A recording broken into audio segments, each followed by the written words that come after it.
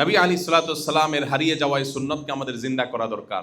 মুসলমানদের গলিতে অলিতে যেখানে জিলহজের প্রথম দশকে তাকবীর শোনার কথা, সারা বছর জুড়ে গান বাজনা হারাম আওয়াজ এবং শব্দ আমাদের কানকে ভারী করে তোলে, আমাদের রুহানিয়াত আমাদের আধ্যাত্মিকতাকে ধ্বংস করে দেয়, আমাদেরকে বাধ্য করা হয় গুনাহে লিপ্ত হতে।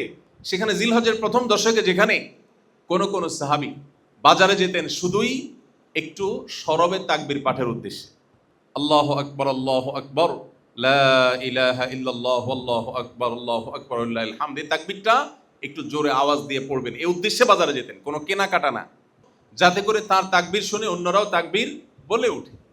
মোহতারাম হাজিরিন, এই জন্য জিলহজের এই দশকের আমলগুলোকে আমাদের নতুন করে জিন্দা করার জন্য কাজ করতে হবে, আমাদের চেষ্টা করতে হবে। আল্লাহ আমাদের যে তৌফিক দিয়েছে, আমরা নিজেরা তো আমল করবই, পাশাপাশি সমাজে এটাকে আমল করাবার জন্য নানাবিধ উদ্যোগ নেব। চেষ্টা করা যাবে তো ইনশাআল্লাহ।